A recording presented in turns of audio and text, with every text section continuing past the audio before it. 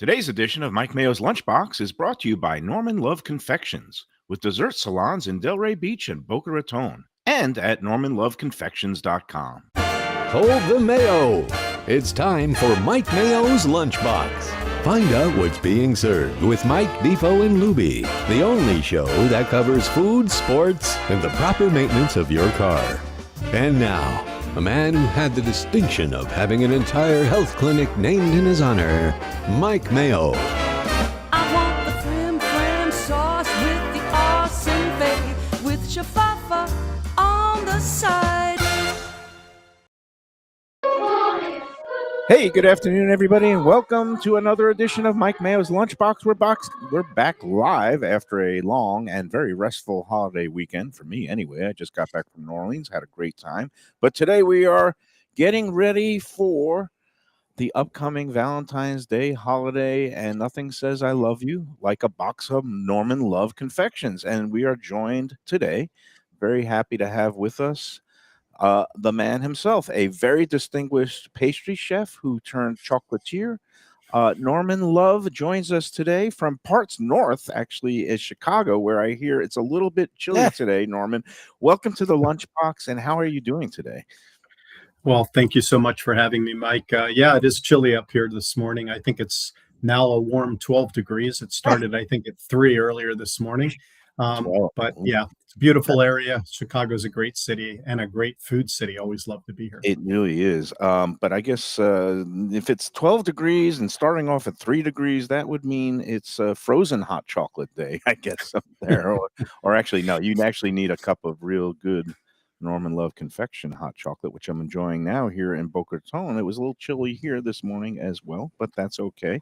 Well, I guess let's just start by saying welcome again and thank you. I've been really enjoying being able to kind of tell people and promote the great chocolates and the fine other things that you have, some of these pastries that you have, macarons, the coffee, and the hot chocolates here at the 2 dessert salons that you have in South Florida. And just tell us a bit about your journey. And if you want to go all the way back to the beginning, we got some time. But I guess, 25 years ago, you got into the world of fine chocolate, correct? I did. And I think my previous job before opening the business in 2001, I'm a pastry chef by profession and have spent, the good part of my life making desserts and making people happy over the course of those years. And my last job was with the Ritz-Carlton Hotel Company, where I spent about 12 and a half years, opened 38 hotels worldwide, and was probably the most accelerated growth for me personally and for any culinarian, having the opportunity to travel, having the opportunity to be exposed to so many cultures and ingredients and great culinarians around the world. I've spent time in Japan and Singapore, Indonesia, Malaysia, Korea, Hong Kong, mainland China, Middle East, Europe, and of course, a lot of Ritz-Carltons that I had the pleasure of being part of here in the United States and Mexico. And for that, I'm ever so grateful of having those 12 and a half years. I was on the road 44 or 43 weeks a year, months at a time, often. It was a big personal commitment. Obviously a professional commitment, but a personal sacrifice, I think, more than a commitment over the course of years, because I wasn't at home a lot. I was traveling on the road constantly, troubleshooting, special events, opening hotels, involved in purchasing directives, hiring, firing. I was just on the road in the airplane nearly, like I said, 44 weeks a year.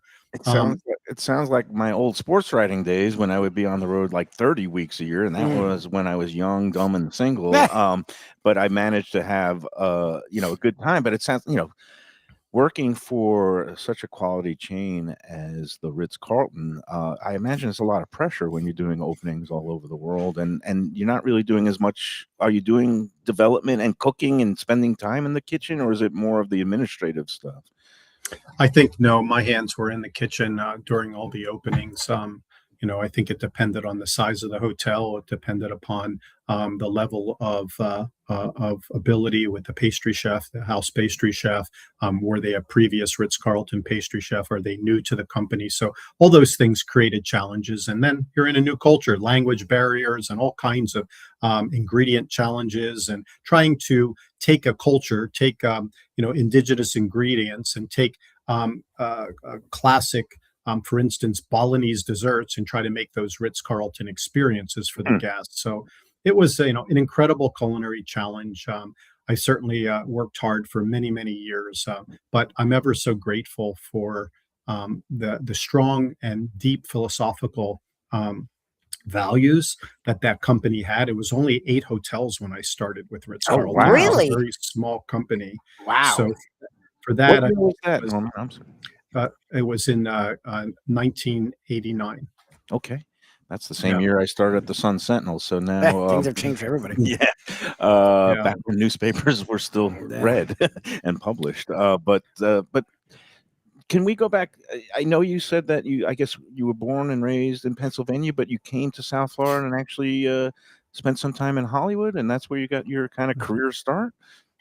My family moved in 1973 to Hollywood, Florida, from Pennsylvania, outside the Philadelphia area. And I was a hockey kid. I played a lot of ice hockey when I was younger, and it was my dream to play college hockey. And to move going into the 10th grade was a difficult time for me personally. So there was, in 1973, I think there was actually one half rink down by Miami High Line. It was a small little rink. It was the only sheet of ice, I think, in all of South Florida. And I would get driven down late at night to play with some of the older men hockey for a little while, but eventually that stopped. And I needed something in my life, and I got a job making ice cream and working in a place that we talked about it earlier, Dania, Jackson's ice cream parlor, which was Legendary. one of my Yep.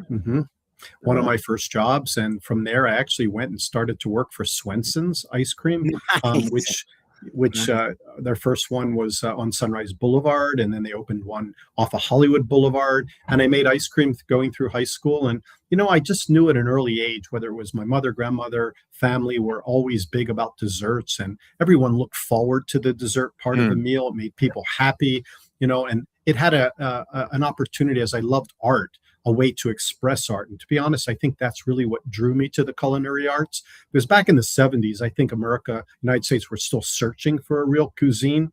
We were known as the hot dog and hamburger or meat and potatoes. Yeah. There wasn't a real culinary movement. And that all began later in the early 80s. And I had the opportunity to work in some really wonderful places in Miami, and with many great chefs that have become really, legendary, and have, really are the pioneers of Floridian or Right. the The Florida Mango cuisine. Gang guys you were talking about, that Alan Susser, and worked with him, and Mark Militello, and people like that. I'm going to back up just for a second, because I'm always intrigued about backstories and origin stories. So you moved from the Philly area down to South Florida, and so if you were a hockey nut back in the early 70s, your dream was to become a Broad Street bully with the Philadelphia Flyers. Is that right?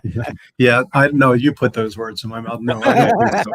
Sorry. In fact, I could probably say I'm pretty much a traitor, because I'm a huge Pittsburgh Penguin fan, and being brought up, and in fact, an uncle that owned a hockey camp that the Flyers ran in the early 70s.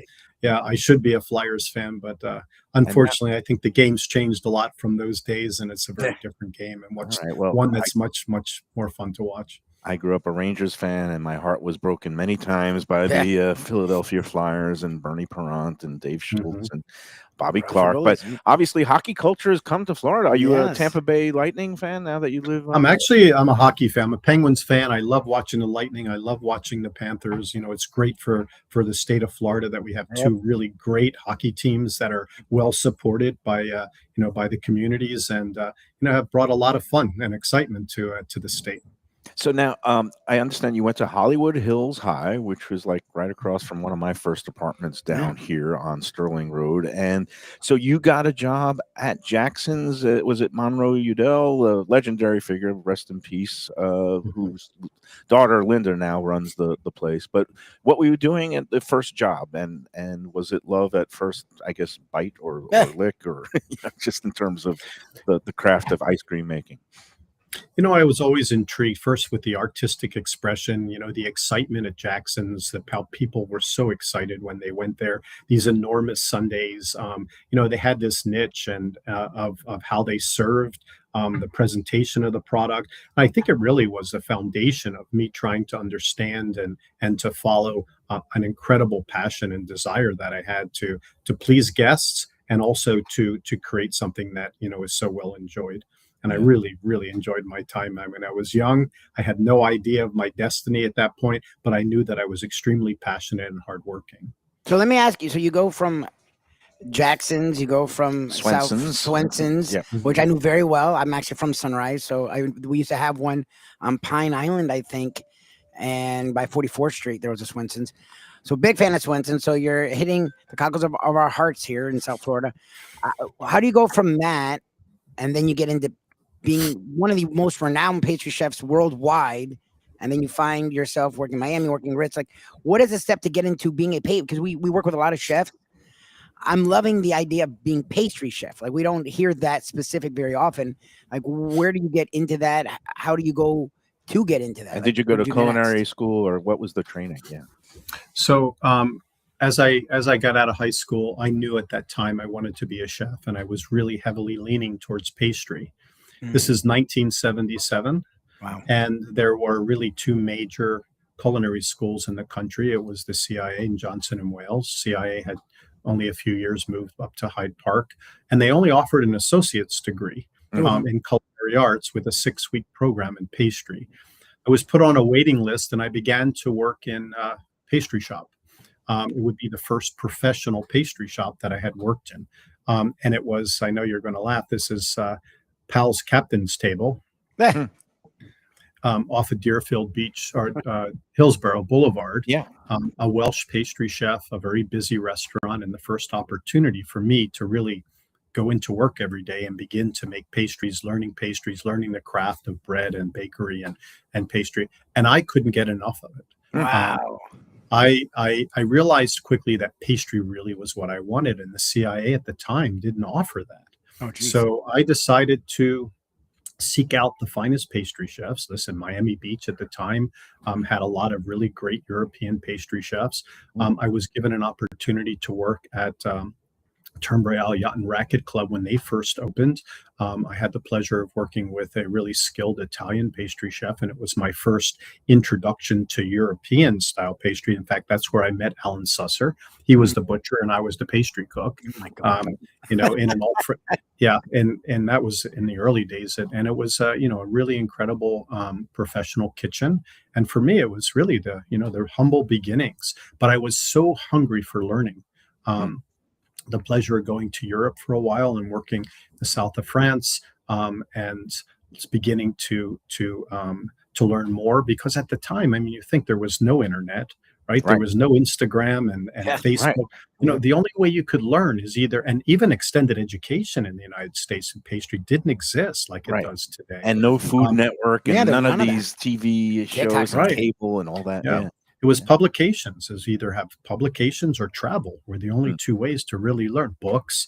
And I can't tell you, this burning desire, this incredible commitment to learn, and a desire to want to continue to learn. So I just went seeking and sought after the finest pastry chefs that I could, and was just a sponge. It wasn't about time. It wasn't about how much money I was making. It was about how much can I learn. Right. And taking advantage of every opportunity in the kitchen, to listen, to watch, to work, to absorb, these techniques and learnings from some of, the Miami Beach at the time's best pastry chefs. So this is really the beginning for me. So how did you get hired by the Ritz-Carlton? So I was working at the Mayfair House in Coconut Grove. Of course, yeah. And my brother actually was living in California and was working at the Beverly Hills Hotel. And this is 1986 and 7. Mm-hmm. And the culinary movement had started, and a big part of that was in California. Yes. Right. The Wolfgang Pucks, the Jeremiah Towers, Alice Waters. Yeah. Alice Waters, all those chefs that were really beginning to form, who we are today. Mm-hmm. And I wanted to be part of it. In the 70s, early 80s, we were just beginning to get noticed in Miami and in South Florida for, a culinary movement. And as we talked about, you call it the Mango Gang, were a lot of those guys that Doug Rodriguez's and people that really helped to develop the cuisine, but it was just beginning. It was at its conception at that point. So I got a job at the Beverly Hills Hotel as a pastry chef. So I moved to California. I was there for just under 3 years. And it was expensive to live in Los Angeles. I had a son. I knew that I wanted to I was given an opportunity to work for the Ritz-Carlton in St. Louis. 1989, it was their 9th hotel that they were opening, I believe. And I became the pastry chef for the Ritz-Carlton St. Louis.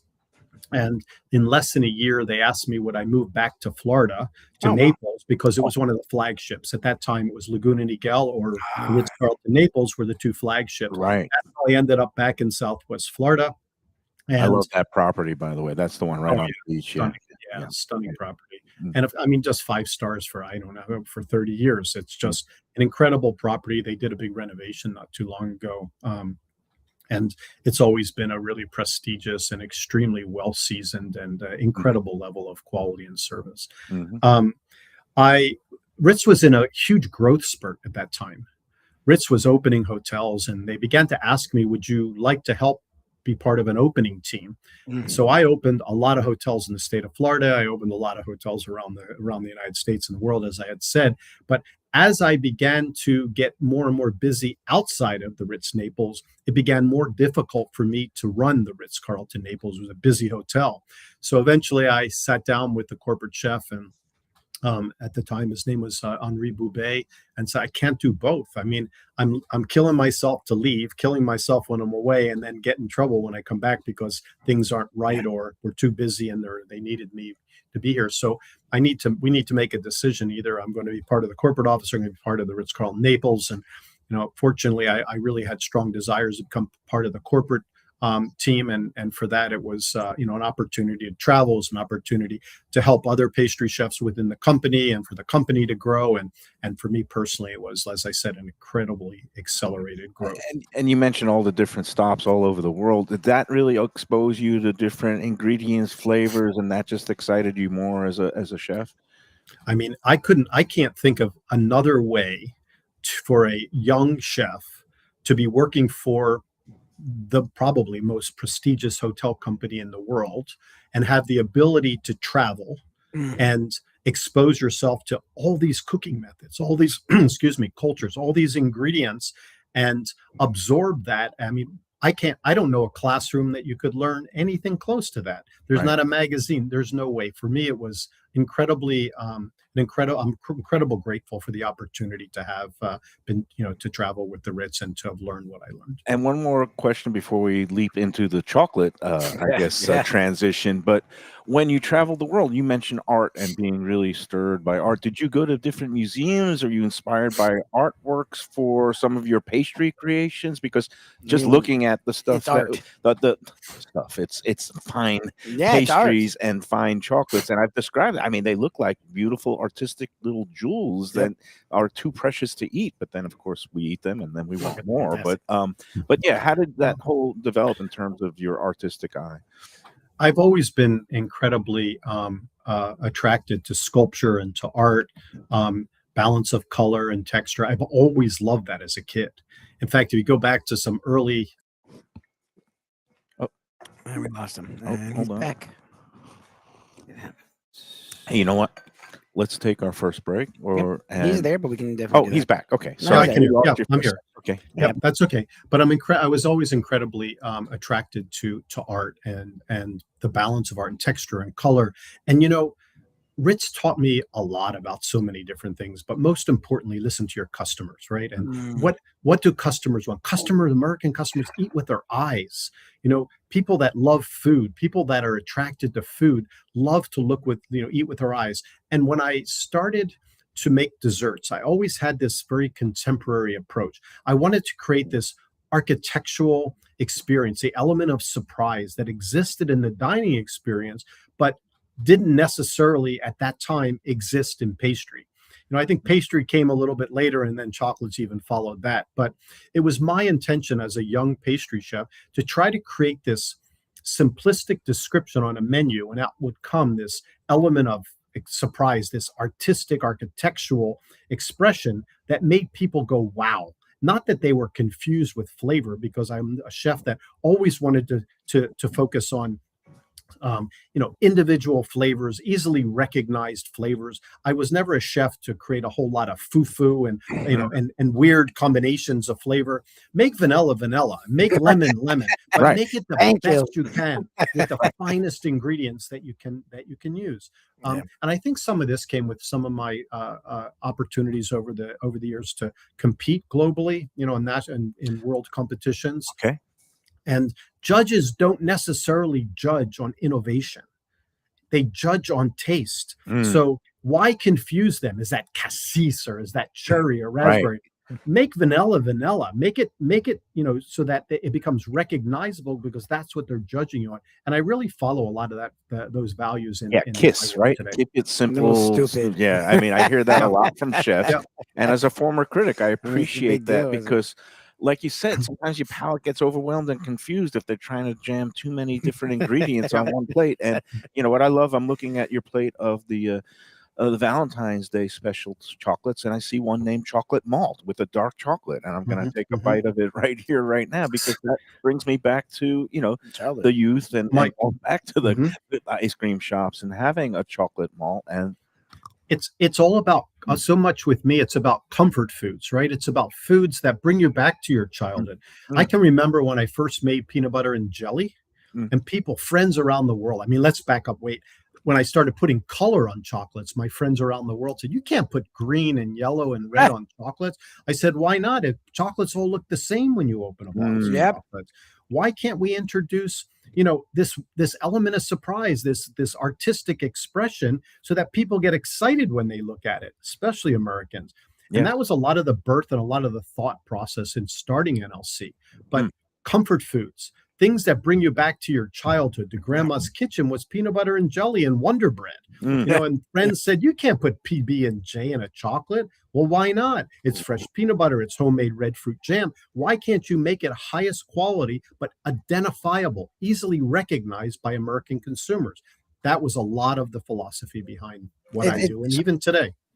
So what prompted the leap from going from working for Ritz as an accomplished pastry chef, and then what was your eureka moment where you said, "I want to become a chocolatier and just get in the world of chocolate"?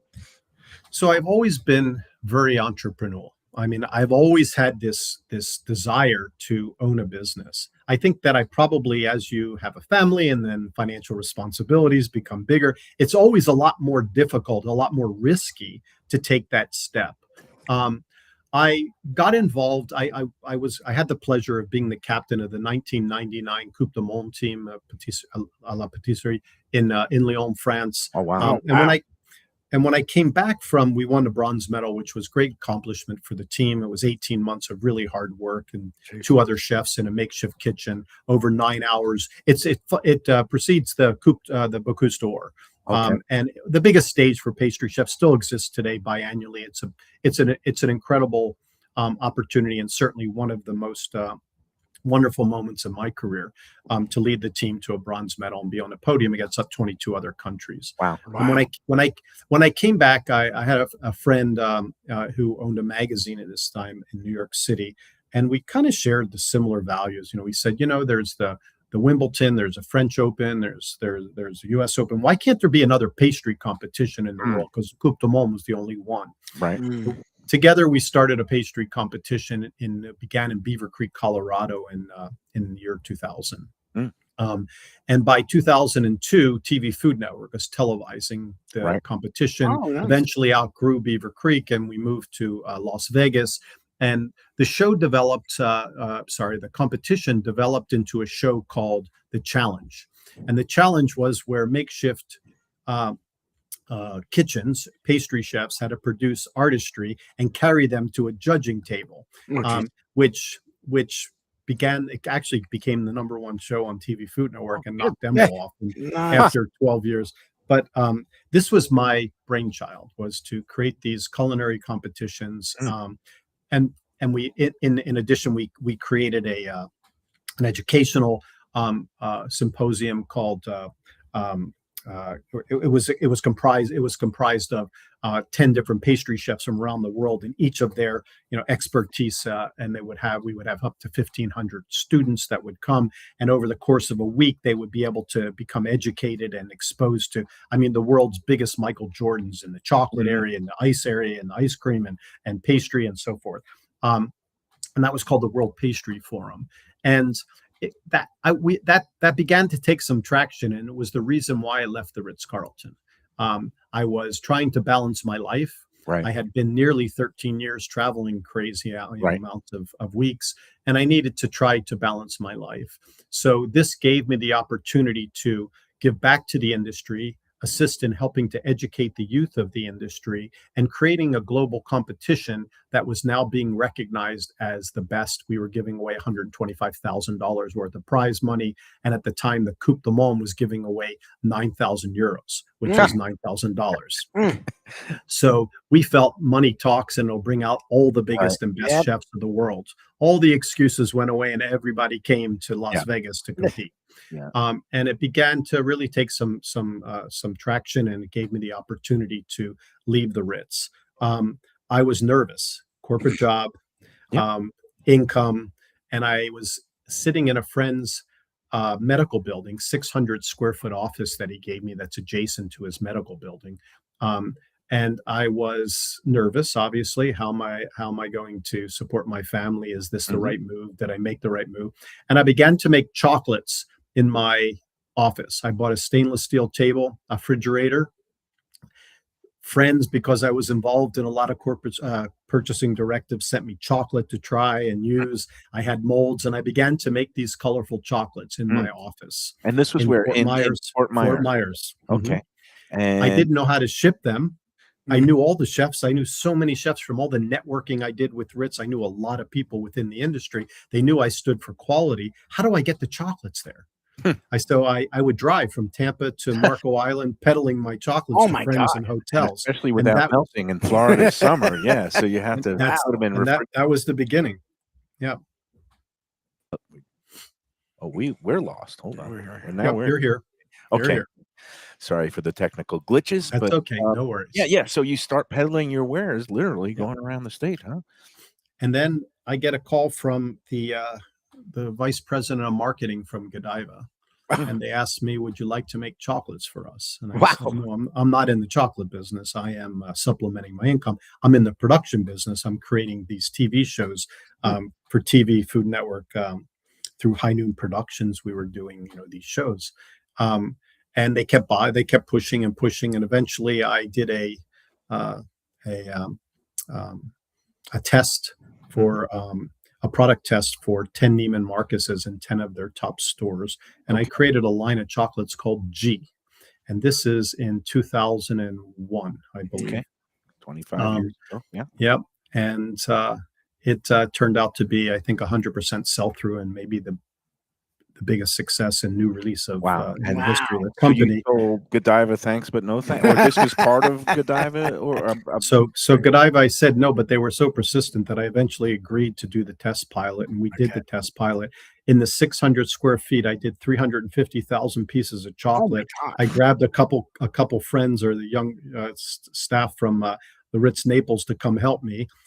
Family, friends, putting chocolate in boxes and shipping them frozen up to their fulfillment center. And the line was called G, and it went to 11 Neiman's and 11 of their 10 of their A doors, they called it.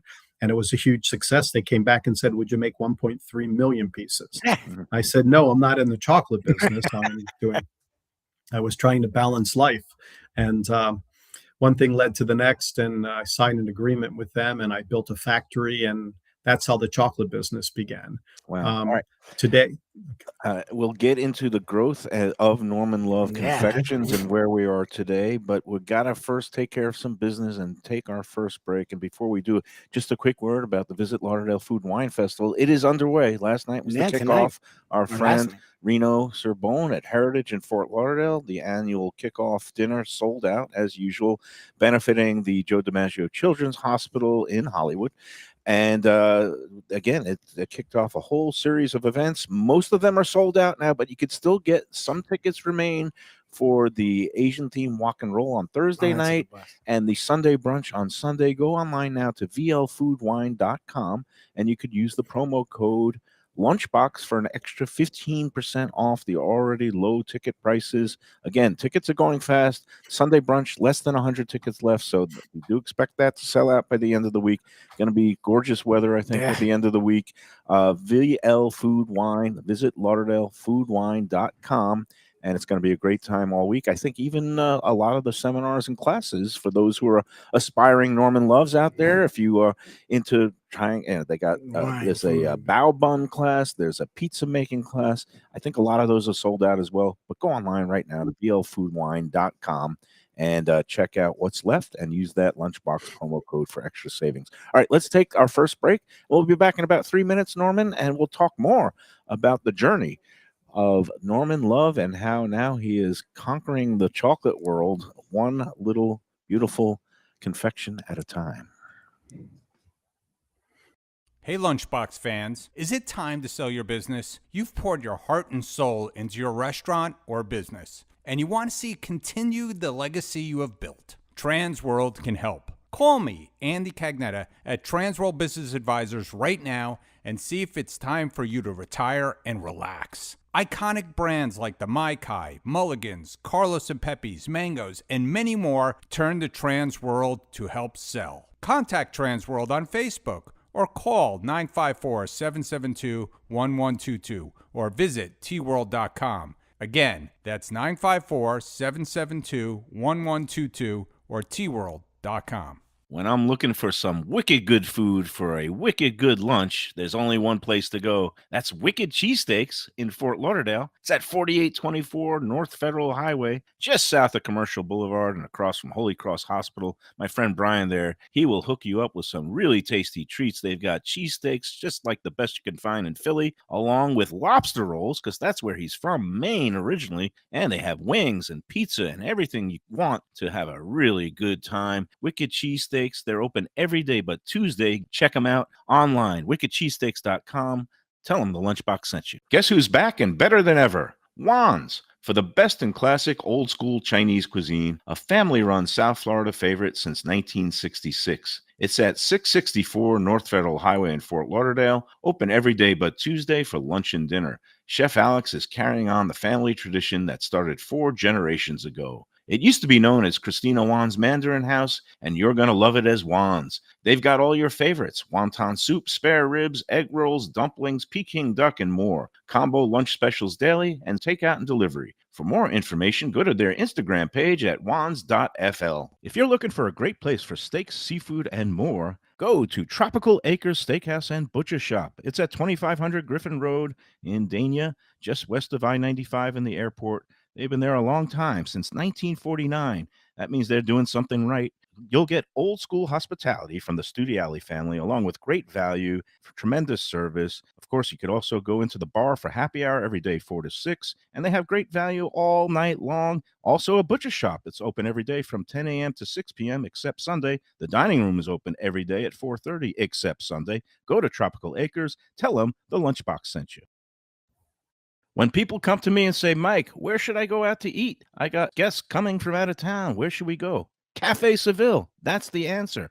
2768 East Oakland Park Boulevard. It's a Fort Lauderdale perennial, serving the finest in Spanish and continental cuisine in a cozy, friendly, comfortable setting. Joey Esposito and Sally, his better half, they've been running the place for a long time. It's been open since the 1980s. They got great Spanish classics like paella, shrimp with garlic sauce, and all kinds of great seafood dishes. The stuffed veal chop, oh, that's my favorite. Go to Cafe Seville. It's open every day but Sunday at 5 p.m. for dinner. Tell them that the Lunchbox Mayo and Defo sent you. If you like seafood in a comfortable setting, outdoors, even keel fish shack at the corner of A1A and Commercial Boulevard in Lauderdale by the Sea, upscale food in a down-home setting, the chef owners, Dave and Brad, do a terrific job with all the seafood classics that you want. They have the best grilled oysters in town, bang bang shrimp, lobster rolls, and deli fish specials. They also have weekend brunch Saturday and Sunday. They have deli happy hour 4 to 7, and they also have other weekly specials like mussels on Monday and oysters on Tuesday. Go to Even Keel Fish Shack and tell them that the Lunchbox sent you. Hey, it's Mike Mayo. When the Brooklyn boy in me wants a good bagel with Nova or some matzo ball soup, homemade knishes, or a great deli pastrami sandwich on rye, you know where I go? Grandpa's Cafe in Dania Beach. It's been around a long time, an institution, but a little over a year ago, a pair of New Yorkers came in, bought it, and refurbished the place. It's beautiful, and they are now serving great breakfast, brunch, lunch. They've got the omelets, they've got eggs Benedict, they've got all kinds of great baked goods like rugelach. Grandpa's is just off Federal Highway on Southwest 1st Street in Dania Beach. It's open 7 days. Go in there, tell them that the Lunchbox sent you. All right, we're back on the Lunchbox. It's a Tuesday, and we are chatting with Norman Love, a accomplished pastry chef turned chocolatier extraordinaire, and we're at one of his dessert salons that have opened in recent years. We're at the one in Boca Raton. It's located at 21202 St. Andrews Boulevard, tucked right behind the town center mall. There's also a dessert salon in Delray Beach, 1911 South Federal Highway, right off Federal Highway there. And if you can't make it into one of those dessert salons, which I suggest you do because it's a great oasis, go online to normanloveconfections.com. And I'm wearing red in honor of St. Valentine's Day approaching. And also congrats to the University of Indiana. They are also bathed in red today. They are the national champions after beating the University of Miami. But we're back with Norman Love. And so, yeah, we were talking about the journey from pastry to chocolate. And now I guess you're in kind of the growth mode and doing a slow growth for the last better part of 2 decades, where you started in Fort Myers and now you have dessert salons all over the state, right? Yeah, we now have 8 retail stores throughout the state of Florida, and certainly there will be more to come. You know, it has been a very slow and methodical growth. I think, for me, it was always first and foremost about the product. And I think this is some of the Ritz in me, and I'm sure I still bleed blue at some point.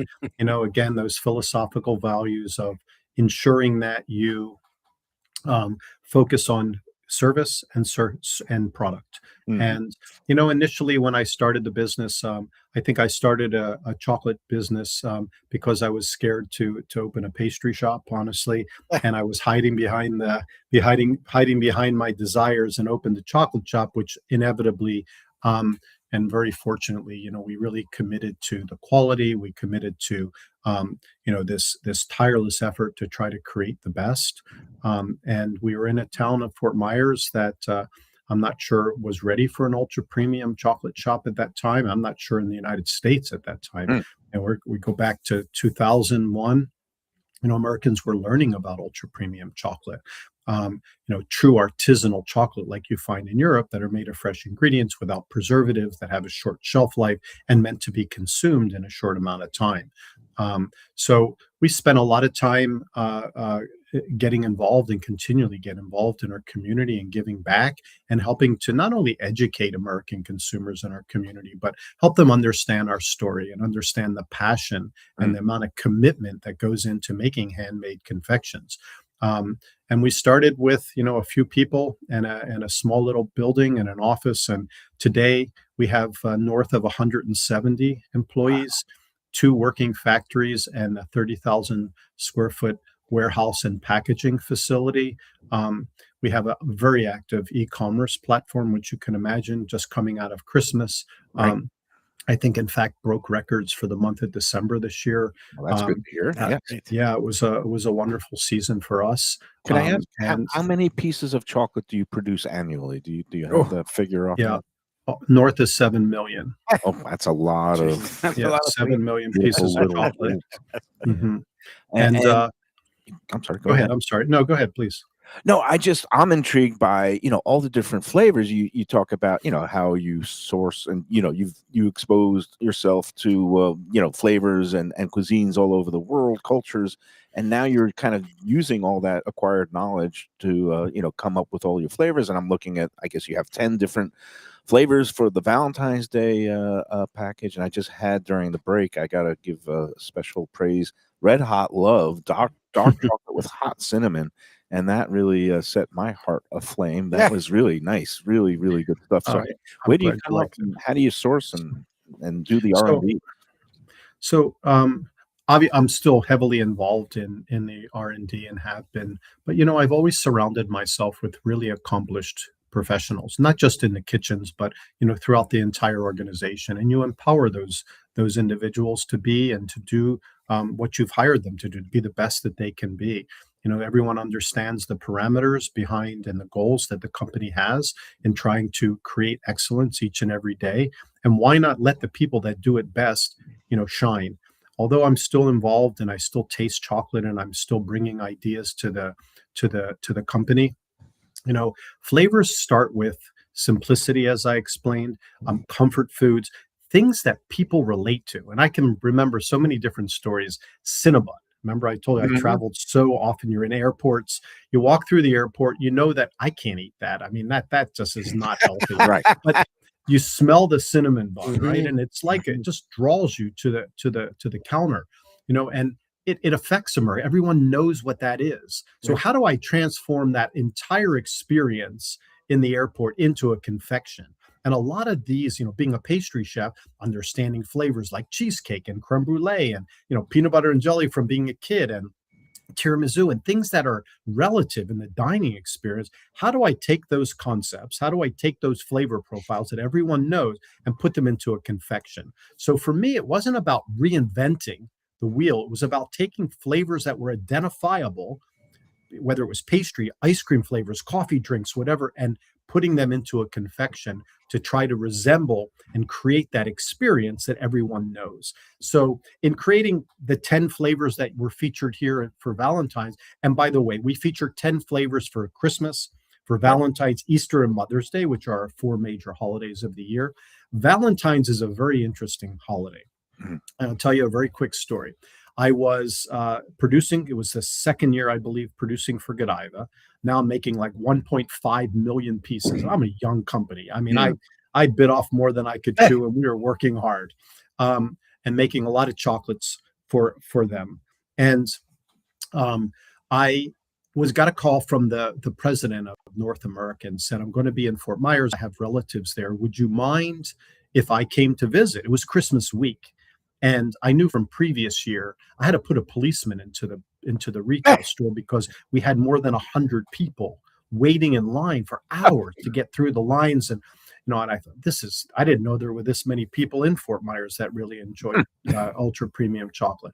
But again, our quality of product and being involved in the community and giving back and exposing who we were to our community really, embraced our company, and we're forever so blessed for that. He came and he visited, and he's standing in the corner, and it's a zoo in the retail store. It's only like a 900 square foot, 800 square foot retail store, and there are people everywhere, and the line's out the door, and the policeman's by the cash register standing there, and he's looking at me and he's shaking his head. And I eventually went over to say, it's nice to see you, sir, and thank you for taking the time to come visit us. He said, we spend millions of dollars on market research, and you've proven wrong everything that we've been told. About location, and chocolate shops are not a are not a destination. And for me, Valentine's, I learned that year, was about 3 days. A Valentine's holiday is 3 days because mostly men giving gifts to women. Obviously, it's not entirely.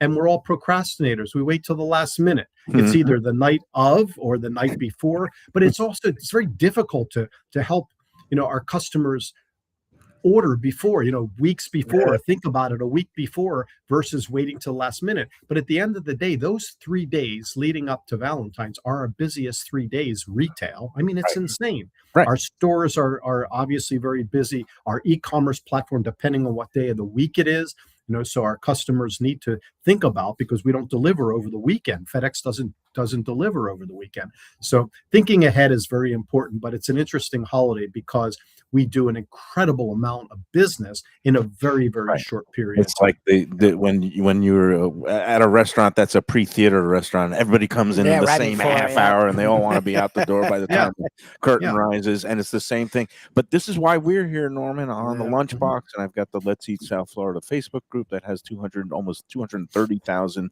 and I'm really trying to get the word out to people. And I think during the Christmas holidays, and you guys did a great job with all the assortment of flavors, not just Christmas flavors, Hanukkah flavors, which Luby and I appreciate. They're as fantastic. People of the Jewish faith. But people, St. Valentine's Day is coming up. Yeah. February 14th, just like the same as every year. And it's not a rule. you could come into the store, pre-order, go online to Norman Love Confections, get it done ahead of time, right? And that'll make your lives a little bit easier, although everybody wants it delivered on the 14th, right? Of course, and most definitely. So, I think it's always smarter to try to think ahead a little bit. It's easier for us, but I have to say the company has really always done, and we do a very good job in fulfillment, in taking e-commerce orders and shipping them around the United States to customers. I think there was over 65,000 packages went out the month of December around the United States. So we have an incredibly talented fulfillment team and shipping and receiving team that really do an amazing job. And because it's making the chocolate is certainly a whole lot of work and requires incredible ability and time, but it also is very difficult to package the chocolates to ensure that the boxes are absolute to the highest level and standard of an ultra premium product, and making sure that they arrive perfectly to our customers. And I think we do a very, very good job. So I think you do a great job, because I purchased a whole bunch of these assortments during the holidays. I gave them out as gifts to friends and clients, and everybody was just blown away. So I think the word of mouth part of it is so essential. Huge. And the best advertising for you guys is as soon as somebody tastes one of these beautiful confections, because they'll say, "Oh wow, that's really good," and that it's worth.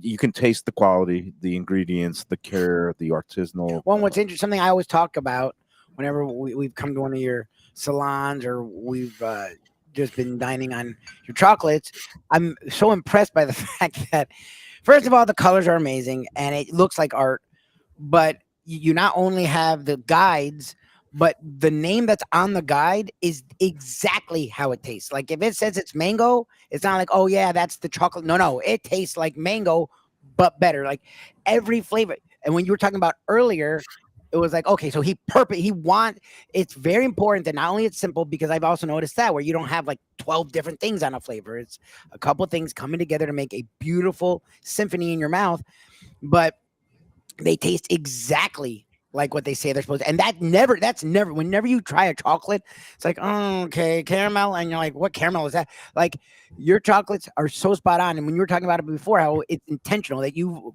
painstakingly made sure every chocolate tastes like that. I thank you to you. It's like, that is so cool, because it actually explained everything my brain was saying. And it's cool to know that you instinctually, and we're doing that on purpose.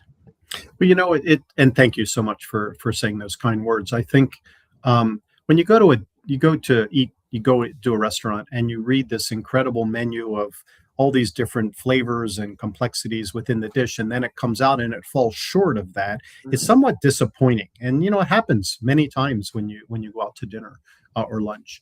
And for me, it was just, again, going back to the competition days, is just stay simplistic. Make it perfect. It doesn't have to be these crazy combinations of flavor and uniqueness.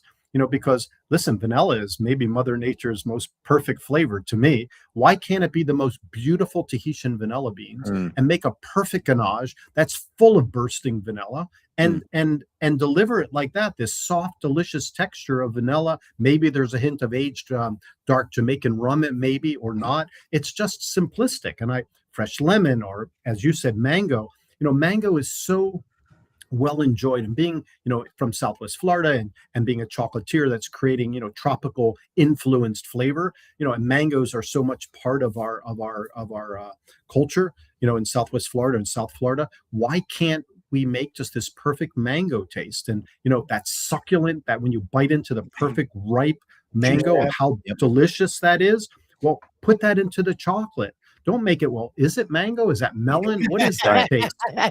So it's really, we work very hard in trying to perfect simplicity, easily identified quality flavor. Well, and to continue the theme, I've just bit into one of the banana desires. Insane. And yesterday morning for breakfast, I had breakfast at Brennan's in New Orleans, and I had the bananas Foster, which is a dish I guess was perfected there. But I'm biting into this now, and I taste banana. It is unmistakably banana.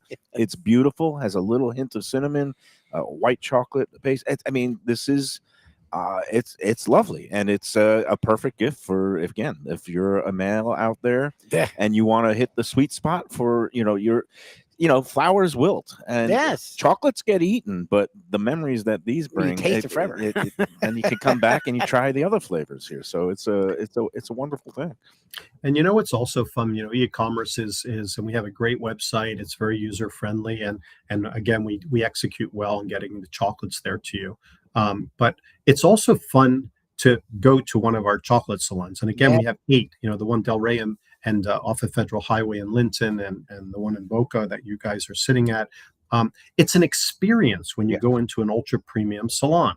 It's about some education, right? Somewhat overwhelming with all the beautiful things that you see, the packaged goods and the bakeries and the coffees and the chocolates, of course. It's an experience of having the ability to choose chocolates for a loved one is also really a beautiful touch. Hey, maybe I only like milk chocolate, or hey, I really lean towards nuts, or I love caramels. This gives you the opportunity to personalize a box, and also to become a little bit more educated about what ultra premium is. What's that number mean? Why is it 64%? What's a 75% chocolate? What's the difference between a Ghana bean and a Venezuelan bean? And it becomes almost this premium experience. And I think helps to really make a really enjoyable experience for our customers when they come in, not just buying chocolate, but hopefully gaining a little bit of information and appreciation for why they're buying ultra premium chocolate, and they're not buying another brand from Walgreens. Right. Yeah. Just in a box. But this is so much more. And like you said, it's like giving yourself a treat, and it's an indulgence. Instead of going to going for a massage at a spa, you could come in here, and it's kind of like that kind of giving yourself a little treat. A lot of people live stressed out lives, and you come on in here, and you kind of have yourself a respite, and you could have yourself a beautiful cup of coffee, hot chocolate, hot fantastic. chocolate, have Coffees are yourself wonderful. a pastry, and we didn't even get into the pastries here, but and then the chocolates, like you said, you can assemble a box on your own with the flavors that you like by picking them out, and you have different assortments for. I got in front of me the boxes with the various sizes. You got 5-piece boxes, 10-piece boxes, and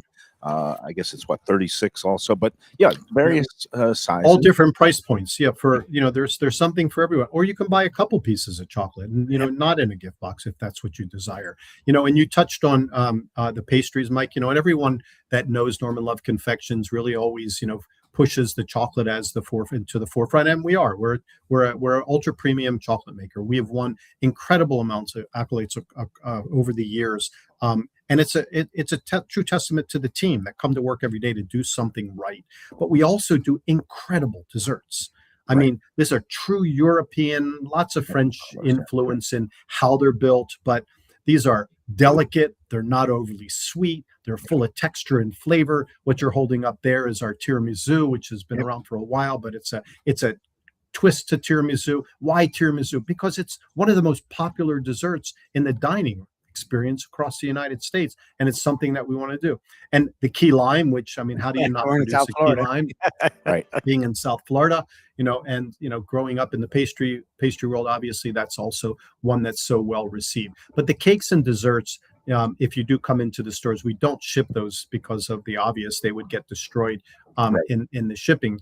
But if you're in the area of one of our retail stores and you really want to treat yourself, and for Valentine's, we have a nice little cake for two, which is nice if you're going to have dinner at home and you want to have a little dessert for two, is also a really nice touch at the end of the meal. Yeah. And so you mentioned the salons, you've been slowly growing them. You brought the two down to Southeast Florida, the Gold Your head's Coast, where in the my- last where 2 my head is. years. Do you think you might be further growing in, parts south, Miami-Dade, Broward County, Fort We just had one of Lauderdale? our chatters was like, when are they coming to Broward? Yeah. So yeah, there's no question. I mean, that we've discussed Palm Beach, we've discussed Fort Lauderdale, Nice. we've discussed North Miami. I'm really keen on the Aventura area. It's such a Yes. heavily trafficked, very busy area. Yeah. South Miami. How about Tampa and St. Petersburg in that area, and Orlando? And so we really have plans to expand the brand in the state of Florida. We feel that there is a lot of really wonderful areas that we feel we could add to those communities and bring something special. It was very important for us to be in Boca. It was probably once we started to move to the East Coast and also to Delray. We feel that Delray is obviously a very fast growing area in South Florida, and Boca is so well established, and felt that we could do very well and bring something special to the Boca Raton area. But we feel there's many other areas, like you said, Lauderdale's coming, and North Miami will come, and South Miami will come. For us, it's never about, very important now, never about how much. It has to be about how good. The product has dictated our growth. This is never a race. We're not in a sprint to see how many retail stores we can open. You see chefs that open restaurants, multiple restaurants, and sometimes they're not quite as good. Yep. And for me, I'm the farthest, from that. For you, it's quality above all, Where and can the you quality control is paramount. And you can tell that by Yeah, I was gonna say, like, we've been to now two of them. You couldn't tell the difference. Both very high level, both run very well. The employees do a fantastic job at. You talked about, because it can be intimidating, but it's not. The minute you walk in, they welcome you right away, and they make your life a lot easier. And the consistency is impressive. Before we let you go, Norman, I do want to ask, like, that moment when you saw the Valentine's Day crowd, massing in Fort Myers, was that like, aha, this is possible? People, if you build it, they will come. If you have a quality product, they will gravitate towards it. In terms, and where do you think we are from when you first started 25 years ago? How have the palates and have we evolved? Are people much more sophisticated, and they're not just willing to go into a pharmacy and pick up a box of cellophane wrapped chocolates and things like that? How has the evolution gone? So to try to answer all this question, I think it's, first starts, I think Americans have definitely become more educated, and people like myself and artisans all over the United States have helped to educate American consumers on what true ultra premium chocolate is. And let's face it, ultra premium, the word ultra premium, Americans are willing to spend more, whether it's clothing, it's purses, it's cars, and buy an ultra premium product, but deliver the goods, right? Don't fool the American consumer. Make sure that you deliver the goods. And I think that we fall into that category. We are, an affordable indulgence. I think we're, an affordable luxury product. But I also feel that Americans are now identifying that there's a difference between, another type of chocolate and what a true ultra premium artisanal product is. And on the other hand, I mean, you asked me, did I think, or do I know, or what do I think about where we are today from the beginning? There's days I still pinch myself that, I used to speak a lot publicly and say, you gotta be careful in life what you wish for. I was this incredibly ambitious and still ambitious guy that tirelessly commits to wanting to be the best and create excellence every single day. And the products that you see there, it's about the product, it's about the service. These are the two most important things that we do. Financials and running, profitable business, of course that's important.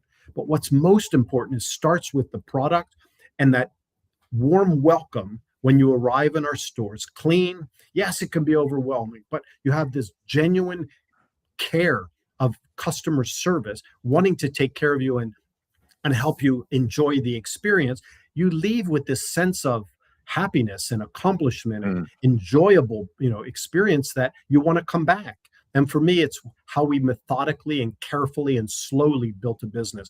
The product has dictated how much can we make without ever compromising the quality of the product. And after 25 years, we only have 8 stores, and we slowly continue to grow. Slow growth, but steady, and just the quality above all. And I get accused of being an elitist critic when I was a food writer for the Sun Sentinel, and I would be assessing restaurants. Nothing offended me more than mediocrity, especially a lot of places charge a lot for mediocrity, and I'm always willing to spend that little bit extra for something that is, when you walk out, you're floating on air and you say, you know what, that was worth every penny because it was so good.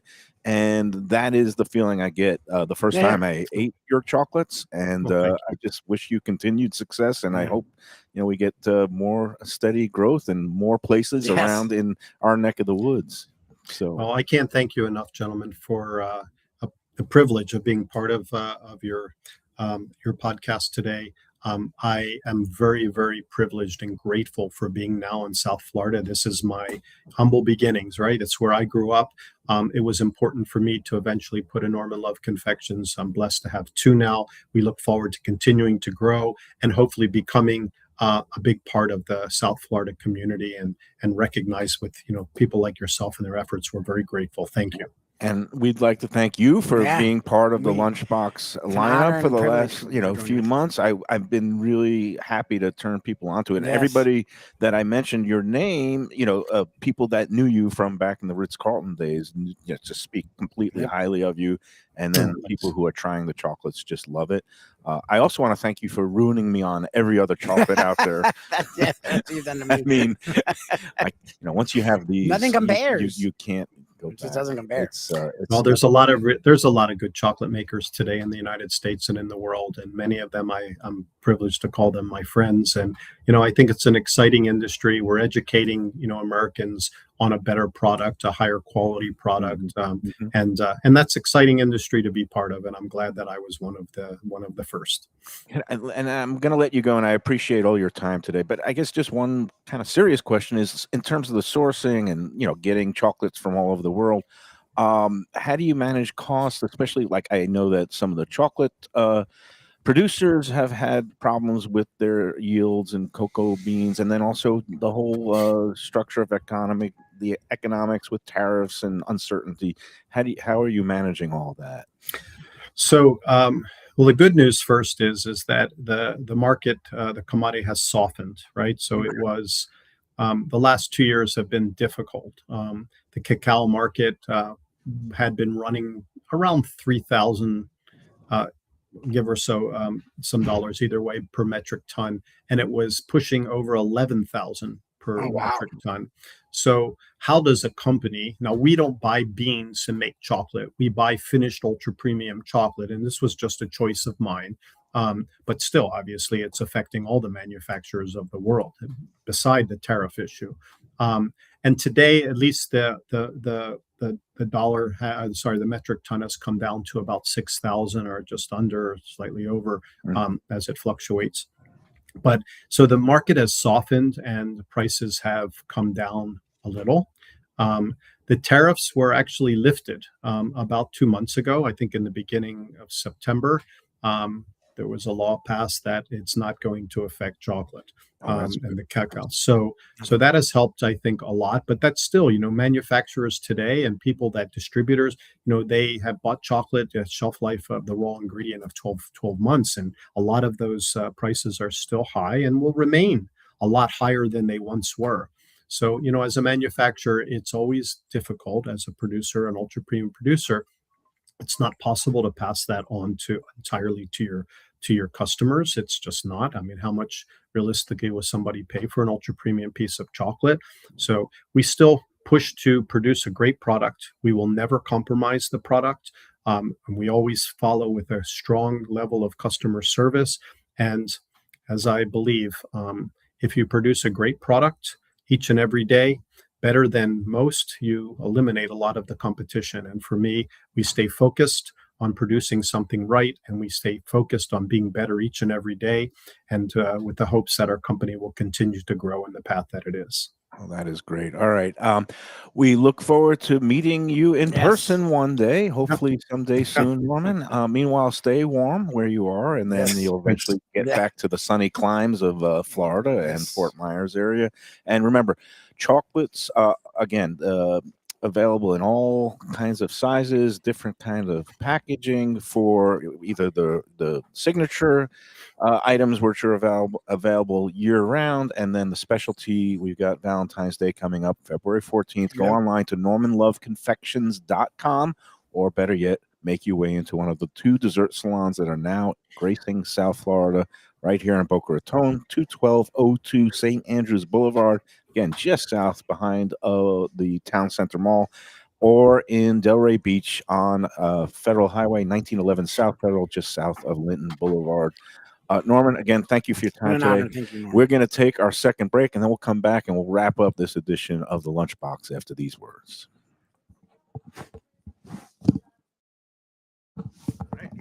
A tradition for South Florida sports fans for more than 30 years, Shenanigans. It's at 1300 South Federal Highway in Dania Beach, the place to go for all your favorite teams and events, and food that's not your ordinary sports bar fare.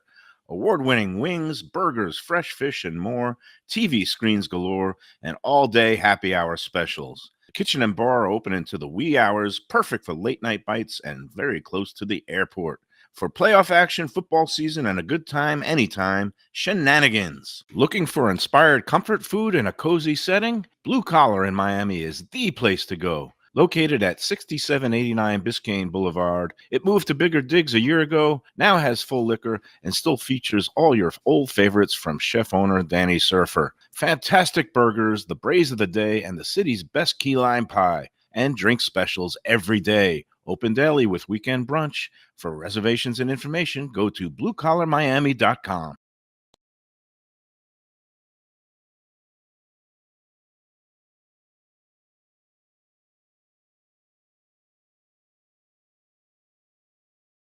Delicious Mexican food with innovative twists. Margaritas with a medley of tongue-tingling flavors. I'm talking about Taco Craft, Taqueria, and Tequila Bar. The place to go on Taco Tuesday and every day.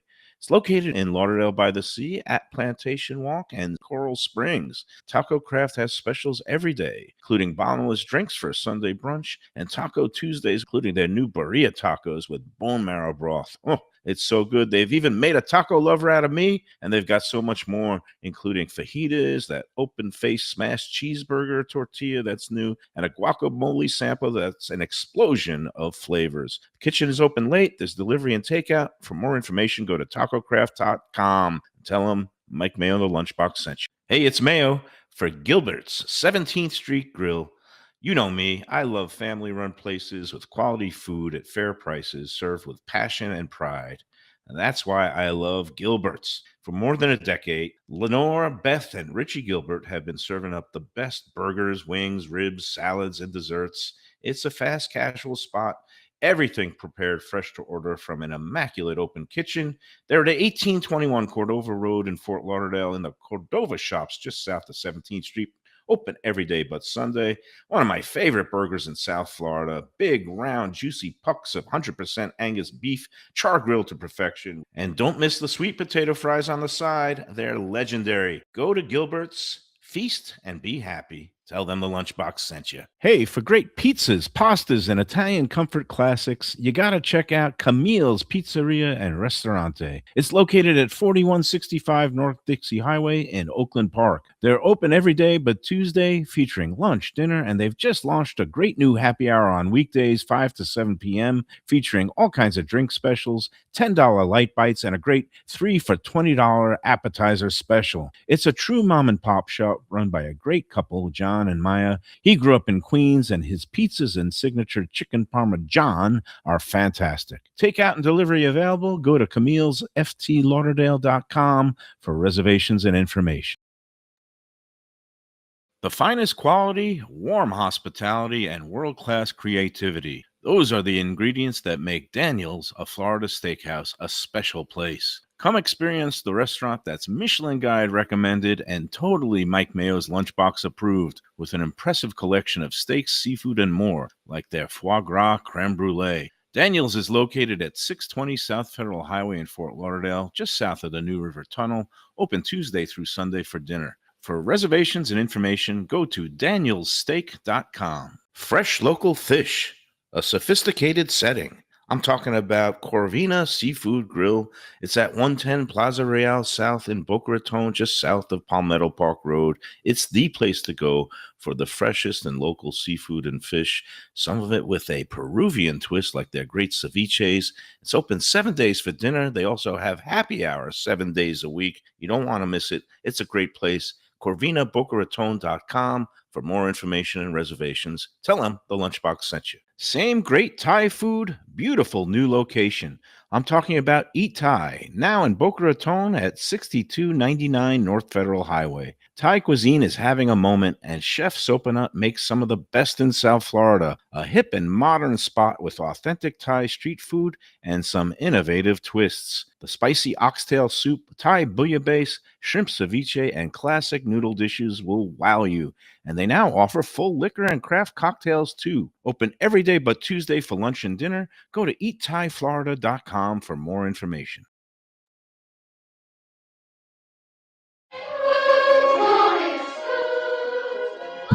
Well, hey, we're back on the Lunchbox. Thanks again to Norman Love. There is a actual man behind the name, Norman Love, and we love Norman Love's chocolates, and have some patrons coming into the salon here in Boca Raton, and because I can't eat all these chocolates because my blood sugar level will spike to levels that are not. Exactly. But we just giving out some, and we a woman who came in sampled one of the what was it, the lemon raspberry, or she just said it's incredible. And again, once you taste one, you're hooked. It's really hard, man. It's hard to taste this. And like I just had the peanut butter marshmallow. Okay. Like it's ridiculous, and it really does taste like a combination of peanut butter and like a s'mores. Like it's just what they do here is fantastic, man. I just had one. Again, they have 10 flavors exclusively for the Valentine's Day holiday, and one of them, this one that I'm half eaten already, is called Sip of Champagne. Yep. Actually has a kind of champagne infused filling, and it actually has like sparkling. It has some bubbles in it. So I don't know how they do it, but kudos to Norman Love and his crew. All right, we got a couple of things we got to take care of business wise, Luby. How was your weekend, by the way? Good? Weekend was good. It was nice and easy. A lot of football, a lot of family, and then last night's game, as someone who's been rooting against went as I had hoped, but it was. I give UM a lot of credit. They played a lot better football than you and I had been giving them credit, and you put your money where your mouth was and your belief of them not playing good football, and I did not. So it was a culmination of a very fun playoffs. But the most important thing, they covered, right? It's funny, UM did cover. If you actually, and I thought the line was askew, because when I first saw this matchup, especially with the game being here, I thought it would be 5.5, 6.5 point spread. When I saw 5, when I saw 8.5. I was like, okay, UM deserves a little bit more respect than that. But apparently everybody in the world and outside in the country was betting on Indiana. Yep. So that's why the line was so high. The bookies were trying to get some people to take UM. Yep. And I thought it was a sucker line, whereas it's just one of those things where they would get blown out maybe. But no, they played a good close game. They're in it.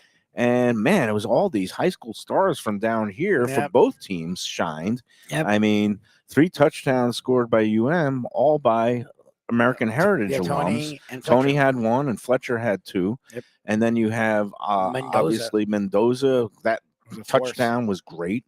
And again, I am not wearing this red in celebration of Indiana. It's just because with love in the air for Valentine's Day, I figured I would wear my red shirt, but congrats to Indiana. All right. So a couple of things. How's Nolans? Well, I'm sure we have a week to talk about. I haven't weighed myself yet. I ate way too much good food and drank too much and didn't walk as much as I wanted. But that's okay, because that's the one city.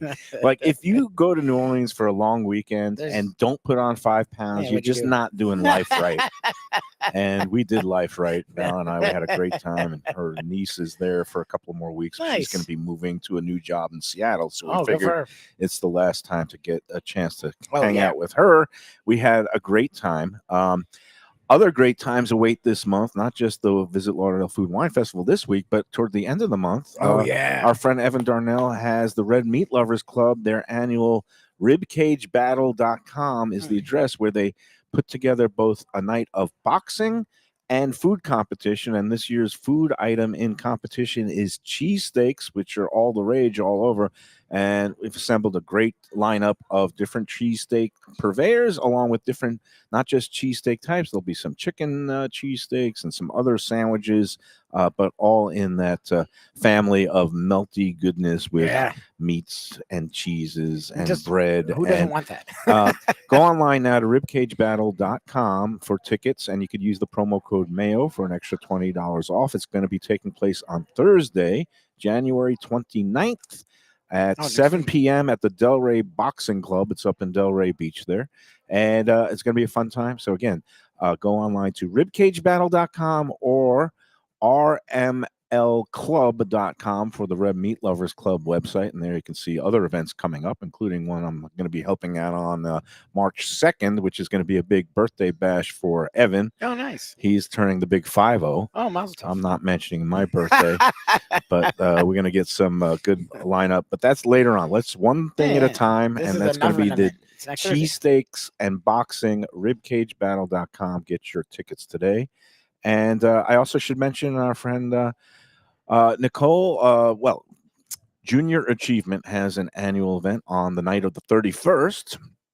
And if you go online to, you know what? I got to get the website. I'll get that prepared later in the week. But Saturday night, it's going to be taking place up in Coconut Creek, and a great lineup of restaurants there, including a whole bunch from our friend Eddie Pozzoli, and his restaurant group will be represented. A bunch of restaurants from the Hard Rock are also going to be there on hand. Junior Achievement, that's going to be on the night of January 31st. So a busy eating month ahead, and then comes my dry February. Except for the chocolates around Valentine's Day here. Hey, we got to give you the contest results. We do. Ms. Lisa Coach asked. We got an extra day. Okay. And it's a good, it's a good result. So basically what so this is a weird thing, Luby, is, I made the restaurant this week in honor of Martin Luther King's holiday, a restaurant in New Orleans, of all places, which was kind of a key place during the whole civil rights movement. It was where a lot of organizing and strategizing took place. The name of the restaurant was Dookie Chase's, which was run for a long time by Leah Chase. She passed a few years back at age 96, a really well-known and beloved figure in New Orleans. The weird part is Dookie Chase's was in the news on Friday night. I don't know if it made the headlines nationally or not, but it was just an awful thing. Somebody was being chased by gunmen through the streets of New Orleans and ran in to try to escape and take cover in Dookie Chase's. Okay. And a 19-year-old guy who was being pursued was shot and killed. Oh, geez. In the foyer. And Dookie Chase? Of Dookie Chase's. Oh, God. And you just brought up Dookie Chase. Not only that. Oh, my God. But a horrific, it's bad enough that a 19-year-old lost life. It's still very unclear of why he was being pursued. They said it was a targeted attack. I don't know if he was involved in gangs or if he snitched or whatever it was. It's very unclear. Gang violence. But usually there were boundaries where you wouldn't go into a tourist place. Yeah. This is a restaurant that was in the middle of service, and there were 3 other women. These gunmen came and just sprayed bullets and injured 3 other tourists. One of them from Lake Worth, who was only grazed. They said a woman from Lake Worth was released that night, was just grazed by a bullet. 2 others were shot from California, 1 serious condition. That's an awful story. That is. They were just traveling. So they were literally traveling to New Orleans like you were. Yeah. And got shot. Got in the crosshairs They were of a there shooting? Friday night. It was a couple hours before Val and I arrived. This happened on Friday night about 8 o'clock. So what does that do? So, where is Dookie Chase's? Where is it? Is it in It's in the Treme neighborhood, which is, and I actually drove past it a couple of times on our way back and forth when we were traveling around and we were sitting, other sites. Now, Dookie Chase's is usually closed on Sunday and Monday, so they were not open those days, but I think they were closed on Saturday because it was still an active crime scene. And now, but they put out a statement that they're going to go forward and they're going to be reopening. And a lot of people now it's Mardi Gras season. So that's awful. I hate when my contest ends up being like in the news. It's never happened before. And it's just gross. The whole, gun crazy. Violence in this country is just insane. It's New Orleans. You're there to have fun. Yeah. And so again, that's sad. just condolences to the victims, and again, we hope everybody recovers quickly. But Dookie Chase's was the name of the contest restaurant, and then the contest race at Gulfstream on Saturday. I actually nailed it because I was at I went to the fairgrounds and I saw the contest race, and I was like, number 8, Neo Equos, a horse with a lot of back class, for Safi Joseph making his turf debut, and I said, this horse just on back class alone should win. Well, he breezed in the last. You had him at least. I had him, and he was 4-1. And, nice. A total of 5 people had him. Did we get Val to fairgrounds? How do they? I have to know the rest. She of this came story. out, and then we started drinking bourbon. I actually ran into Katen, our friend Katen. Really? Oh, you ran into Katen? Yeah, she was working for the FanDuel network, and bumped into her when she was on a break. So it was nice. But anyway, so number 8 was the contest winner for the Gulfstream race, Neo Equos. I think it was a total of actually 4 or 5 people had the number 8 horse, but everybody had winning except for our winner. And congratulations. She had Indiana winning by 10 points. They actually won by 6, but she was the only one that had Indiana among the ones that had the winning restaurant and horse. Barbara Klein, congratulations. You are this week's contest winner. And it's great because I saw Barbara a couple of weeks ago. She came out to the great happy hour that we had at Camille's. Nice. And so it's great that you were able to notch a contest victory. You and a guest have won an all-inclusive Sunday brunch package at 10 Palms, Gulfstream Park. We're going to be there again on Friday this weekend, the big weekend. Also, Gulfstream, the Pegasus Cup. 10th anniversary of the running of the Pegasus, and full field of 12. Sovereignty, I believe, the last year's Kentucky Derby winner and also Belmont Stakes winner, who had to miss the Breeders' Cup Classic but is coming back to run as a 4-year-old, apparently is entered and will be running in the Pegasus on Saturday, along with last year's winner, White Aberio. It's going to be a great race. And go online now to GulfstreamPark.com/events to get tickets for either the Pegasus Day this Saturday or the following Saturday. It's the return of the tacos and tequila taste at the track event, along with the Holy Bull. You could get tickets for that as well. So, all right, congrats to Barbara Klein. Yeah, congratulations. And we're going to be tomorrow at Daniel's, a Florida steakhouse. When's their dinner? So they're doing a dinner, Dariush wine dinner in conjunction with the Visit Lauderdale Food Wine Festival on Thursday night. It's a sellout. It's going to be in one of the back rooms there, about 30 people, and then they'll have regular service that night as well. Tomorrow night, I'm going to be going to the dinner at Even Keel. I'm looking forward to that one with Dean James Max and Pushkar Marath. That's going to be a lot of fun. Thursday. Where are we Thursday? Every day. I was going to ask you where we were Thursday. You know what? I think we're going up to. We'll come back here to Boca to see our friend Eddie Pizzoli. Oh, Prezzo. Nice. We haven't been in a while. And Eddie is a maniac because he's just announced that he's opening another new restaurant. Oh, did he actually announce it? Yeah, in July, I think is like kind of a California grill type of place, a lot of grilled meats, and it's also going to be in Coral Springs. Okay, we'll get more details on that. Yeah, we'll see him Thursday. Oh, I'm stoked. Yeah, he just doesn't. He can't help himself. He's in that. He's the younger dude and just wants to build a thing, a brand, and build a name. And hey, I love that we're getting to be a part of it. It's amazing. But every 3 or 4 months, he's supposed to slow down, is what he said. Yeah, I guess that's not. We'll believe it when we see it. So. All right, that's going to do it for today. Thanks again to Norman Love and everybody out here at Norman Love Confections. Come out to Boca Raton or Delray Beach Salon, and you will be, definitely impressed. And get your Valentine's Day shopping out of the way early, guys. You know, you can come in here, pick up these boxes, hide them in a corner somewhere, and they'll be just fine for February 14th. All right, we'll see everybody tomorrow. Enjoy every chocolate, enjoy every pastry, and enjoy every sandwich.